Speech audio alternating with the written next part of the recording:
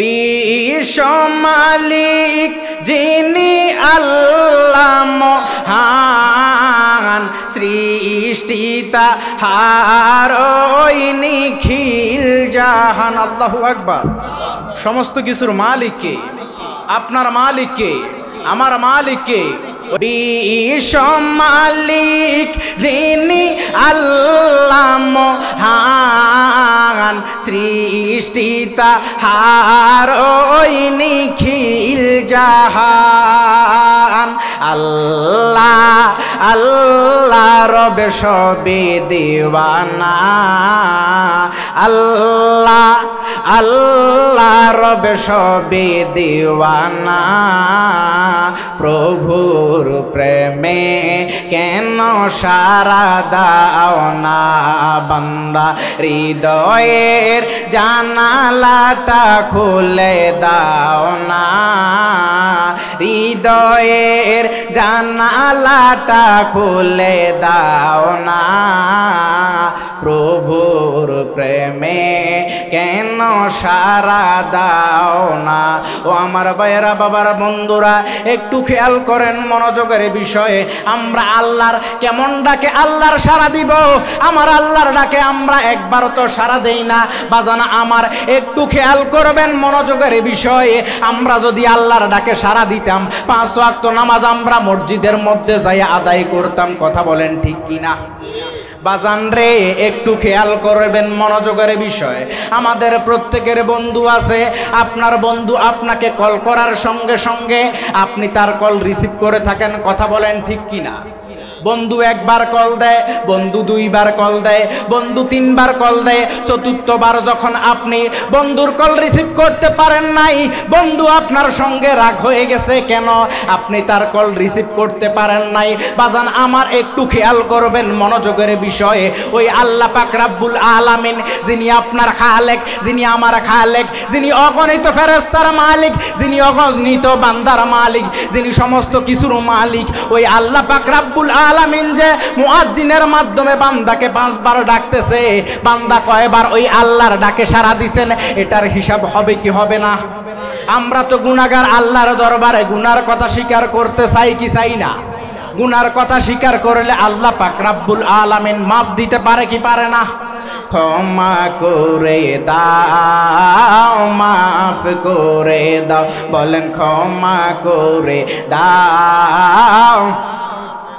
তোমাকে না দেখিয়া, নবীকে না চিনিয়া, ঈমান এনেছি তবু। মারহাবা।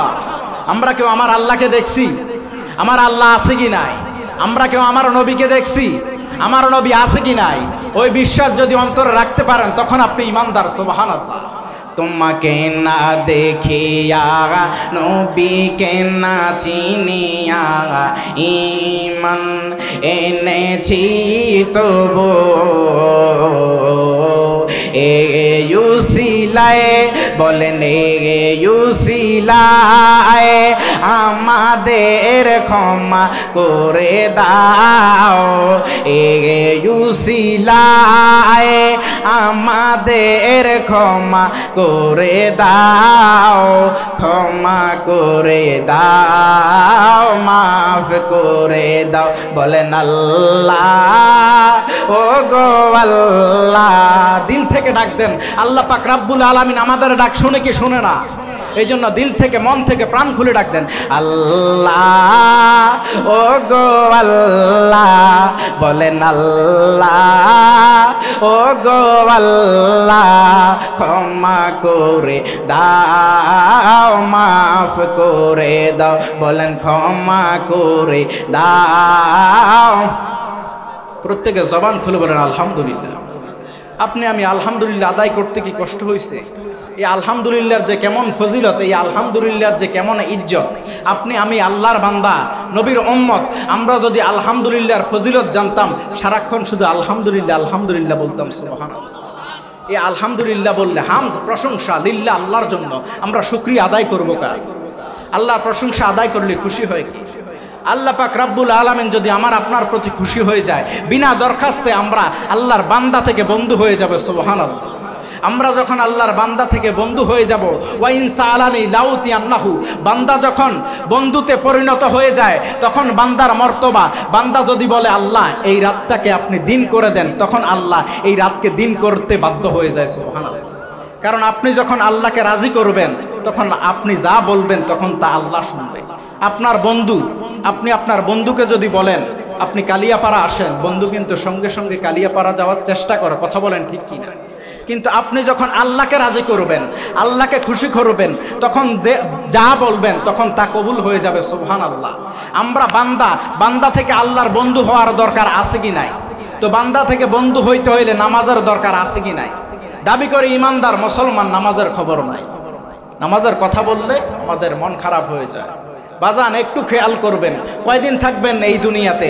অনন্তকাল, অসীমকাল পড়ে থাকতে হবে কবরে, কথা বলেন ঠিক কিনা? ওই কবরের কথা স্মরণ নাই, আখেরাতের কথা স্মরণ নাই। আসি আমরা দুনিয়ার ব্যস্ততা নিয়ে। কি জবাব দিবেন কবরে? কি জবাব দিবেন হাসরে? কি জবাব দিবেন আখেরাতের ময়দানে? নবী ছাড়া কোনো উপায় নাই, কথা বলেন ঠিক কিনা? আখেরাতে কি দেখাবো নাই কোনো পুঁজি, বলেন আখেরাতে কি দেখাবো নাই কোনো পুঁজি। একটা পুঁজি আছে আমার, সে তো নবীজি। সুবহানাল্লাহ। আমরা দয়াল নবীর দিদার পেতে চাই কি চাই না? হাদিস শরীফ সাক্ষী, মান জাআরা কাবরি ওয়াজাবাত লাহু শাফাআতি। আমার দয়াল নবীজি বলতেছেন, আমি নবীর রওজা যে ব্যক্তি একবার জিয়ারত করলো, আমি নবী তার জন্য শাফায়াত করা ওয়াজিব হয়ে গেল। সুবহানাল্লাহ। ওই নবীর শাফায়াত আমরা পেতে চাই কি চাই না? ওই নবীর দেখা পেতে চাই কি চাই না? নবীর দেখা পাইবেন তো আপনি জান্নাতে হয়ে যাবেন। সুবহানাল্লাহ। আমরা প্রত্যেকে জান্নাতি হয়ে কবরে যেতে চাই কি চাই না? আখেরাতে কি দেখাবো নাই কোনো পুঁজি, বলেন আখেরাতে কি দেখাবো নাই কোনো পুঁজি।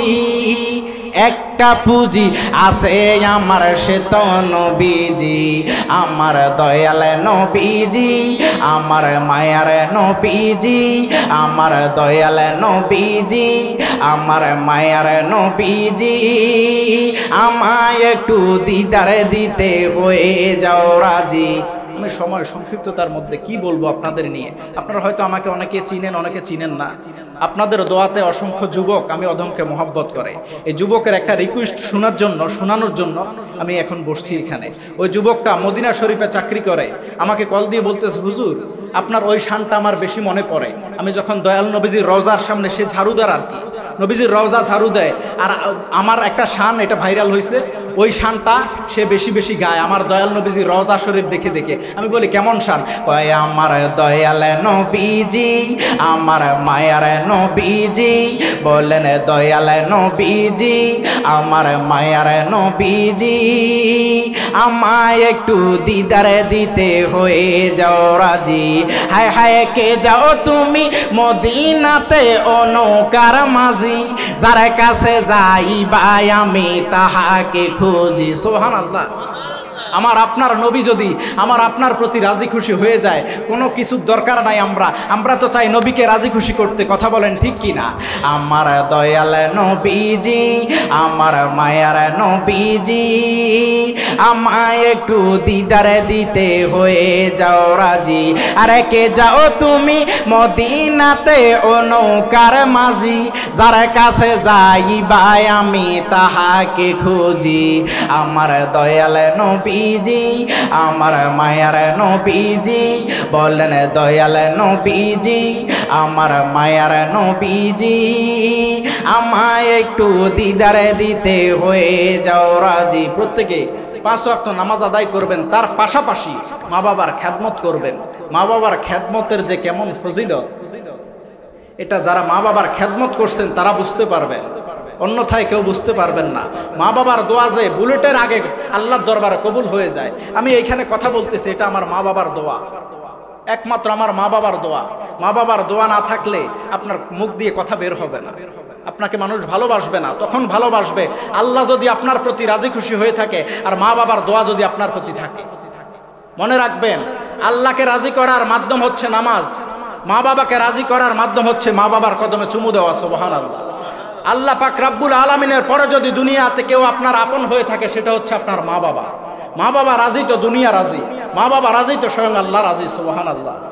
আমরা মা বাবার মাধ্যমে আল্লাহকে রাজি খুশি করতে চাই কি চাই না?